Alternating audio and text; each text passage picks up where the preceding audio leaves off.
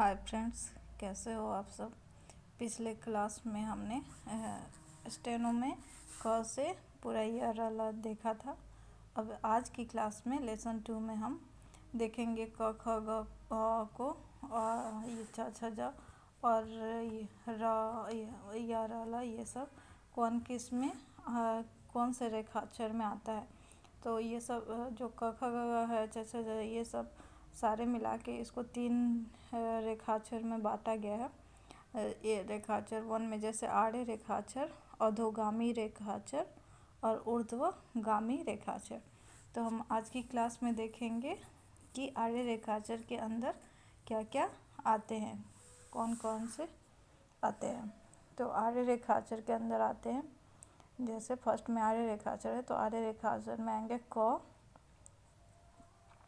ख, ख, ग, घ, घ, न, ण और म। ये जो है हमारे आड़े रेखाक्षर के में आते हैं। अब देखेंगे कि कैसे लिखते हैं। तो क आपने देखा ही है कि पिछली क्लास में भी देखा था कि हम कैसे लिखते हैं। क को हल्का ऐसे लिखते हैं, हल्का। फिर ख को हल्का ही लिखते हैं और काट देते हैं। फिर ग को डार्क लिखेंगे और घ को फिर डार्क लिखेंगे और काट देंगे। फिर न देखते हैं, न को लिखेंगे ऐसे। फिर अ को लिखेंगे ऐसे। अंग को ऐसे लिखते हैं डार्क और म इधर से जाती है, ठीक है। फिर अब अधोगामी रेखा। अब देख रहे हैं क हल्का है, ख भी हल्का है, ग डार्क है। अगर इसमें आपको पता नहीं चल रहा है वीडियो में तो मैं इसको ज़्यादा डार्क कर देती हूँ। फिर ये घ को भी डार्क कर देती हूँ, ठीक है। अब डार्क लग रहा होगा आपको, नॉर्मल रहता है। अंग ये थोड़ा सा डार्क रहेगा, म ऐसे नॉर्मल, ज़्यादा डार्क नहीं। अब अधोगामी रेखाक्षर में देखेंगे। अधोगामी रेखाक्षर में ज़्यादा वर्ड आते हैं, जैसे च आ जाएगा, छ आ जाएगा, ज आ जाएगा, झ आ जाएगा। फिर आएगा ट, ठ, ड, ढ। फिर आएगा त, थ,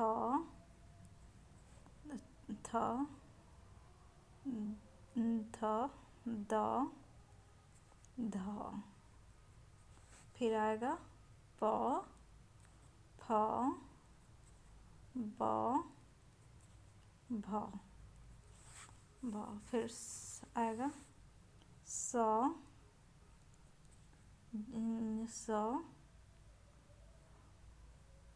ज, फ, ह।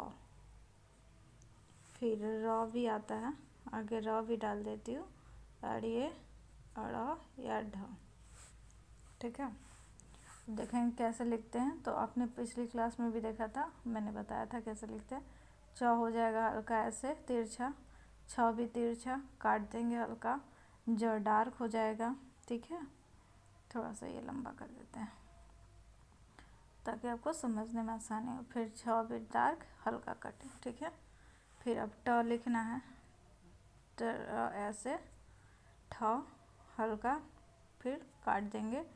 ड भी डार्क हो जाएगा और ढ भी डार्क हो जाएगा, ठीक है।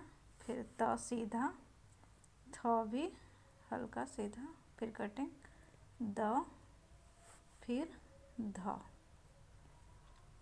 प, फ, ब और भ। देख रहे प हल्का, फिर फ हल्का, फिर ये कटिंग, फिर ब डार्क है और ये भ भी डार्क और कटिंग। फिर स और फिर ज डार्क रहेगा दोस्त, और फ हल्का ऐसे। फिर ह आप किधर से भी लिख सकते हैं, ये ह हो गया आपका, ठीक है। फिर र, ये हमेशा ऐसे ऊपर से नीचे। फिर ये ढ और ड, अड़, ये किधर से भी आप वो लिख सकते हैं हल्का कटिंग करके, ठीक है। अब इतना आपने देख लिया। फिर अब हम आते हैं ऊर्ध्वगामी रेखाचर की ओर। तो ऊर्ध्वगामी रेखाचर में भी आएगा, देख लीजिए कौन कौन सा है। र आएगा, फिर इसमें भी ढ, अड़ा दोनों, और फिर ल आ जाएगा, फिर ह आ जाएगा इसमें भी, फिर य आएगा, फिर वो आएगा कि र, इसलिए र ऐसे आता है नीचे से ऊपर जाता है, इसलिए ऊर्ध्वगामी नीचे से ऊपर जो जाता है उसको ऊर्ध्वगामी रेखाचर बोलते हैं, इसलिए नीचे से ऊपर हो गया। और ड़ और ढ नीचे से ऊपर जाके कटिंग हो जाएगा। फिर ल हो जाएगा, नीचे से ऊपर जाएगा। ह इधर ये हो गया, ह नीचे से ऊपर। अगर आपने मिस कर दिया देखना तो फिर से कर देती हूँ मैं, ये ह, ठीक है। य अगर वीडियो में समझ में नहीं आए तो मैं ठीक से बनाती हूँ। य ऐसा हो गया, और वो इधर से, ठीक है। ये हो गया। इसको थोड़ा सीधा करेंगे फ्रेंड्स, ये सीधा आ जाएगा ऐसे एक बार में यूं करके। और यो को भी जब बनाएंगे तो ऐसे सारे रेखा, मतलब धीरे से खींचने की ज़रूरत नहीं, ये मैं आपको बता रही हूँ। लेकिन एक बार में ही अगर र बनाना तो डायरेक्ट ऐसे हो जाता है। और ऊर्ध्वगामी रेखा बोलते हैं उसे जो नीचे से ऊपर जाए। तो और ये जो अड़ और ढ है, ये दोनों तरह से यूज़ होता है, ऊपर से भी नीचे आएगा और नीचे से भी ऊपर जा सकता है, दोनों में आता है। लेकिन ये मतलब हमारे सुविधा अनुसार हम इसको यूज़ करते हैं कि कब नीचे से ऊपर करना है या ऊपर से नीचे, ये हम पे डिपेंड करता है कि जो वर्ड आएगा उसके अनुसार हमारे लिए कौन सा आउटलाइन इजी पड़ेगा, उसी तरह हम ड्रॉ करेंगे इसको।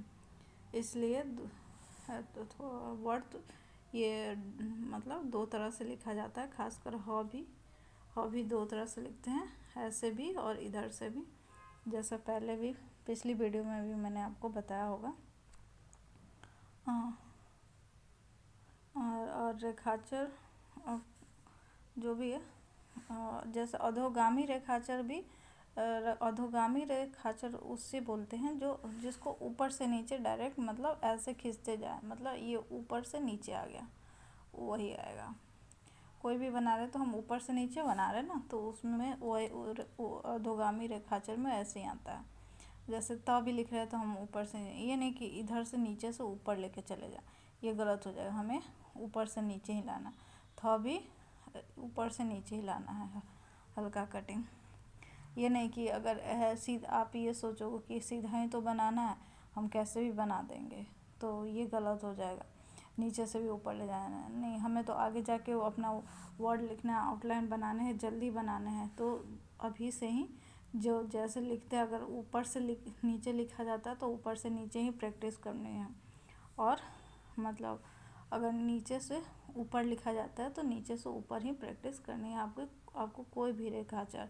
तो हमें आगे जाकर अगर आप अभी से सही सीखोगे लिखना, और मतलब जितना प्रैक्टिस करोगे छोटे छोटे चीज़ जैसे क ख ग घ, उतना आपको आउटलाइन बनाने में इजी पड़ेगी। और आपको पढ़ना भी है कि क्या है, जैसे क है, ख है, ग है, घ है, कहीं से भी पूछ लूँगी मैं कि क्या है, जैसे ये क्या है तो आपको बताना होगा कि ये ठ है। फिर ये क्या है तो हाँ ध है। फिर ये क्या है आप बताइए, तो आपको बताना पड़ेगा कि हाँ ये प है। मतलब आज जब आप ऐसे नॉर्मल पढ़ोगे क ख ग तो आपको आ जाएगी पढ़ने, कोई भी पढ़ लेता है। लेकिन अगर आपको बीच में से पूछ दिया जाए कि ये रेखाचर क्या है, तो आप कंफ्यूज हो जाओगे, या यही रेखाचर क्या है, तो आप कंफ्यूज हो जाओगे कि ये ख है या घ है या क्या है। इसलिए आपको आउटलाइन प्रैक्टिस करना, एक आउटलाइन 5 या 10 बार प्रैक्टिस करना बहुत ज़रूरी है, ताकि आप आगे अच्छे से सीख सको। और आप मतलब हमारी हर क्लास, जो भी क्लास होती है उसमें जो भी आउटलाइन पढ़ाई मतलब आपको सिखाई जाती है, तो आप उसको कोशिश करो कि बार बार प्रैक्टिस करो, ताकि आपको आपकी स्टेनो अच्छी हो सके और आप स्टेनो की जॉब में आप अच्छे से क्वालिफाई कर सको, आपकी प्रैक्टिस अच्छी हो सके। ऑनलाइन भी आप आसानी से सीख सकते हो, कहीं कोचिंग जाने की ज़रूरत नहीं है, बस आपको प्रैक्टिस करनी है। और आपको थोड़ा सा भी डाउट हो तो आप कमेंट कीजिए, तुरंत सारे मतलब आपको आंसर मिलेंगे कि कहाँ बनाने में हो रहा है। अगर कहीं ज़्यादा डाउट है तो फिर उस चीज़ को मैं दोबारा बता दूँगी। तो ऐसा कुछ नहीं है कि एक ही क्लास है और एक क्लास को दोबारा रिपीट नहीं कर सकते। अगर समझ में नहीं आएगा तो फिर रिपीट भी करना है। इसलिए आप बने रहिए हमारे साथ, फिर नेक्स्ट वीडियो में मिलते हैं। आज के लिए बस इतना ही। Bye, take care.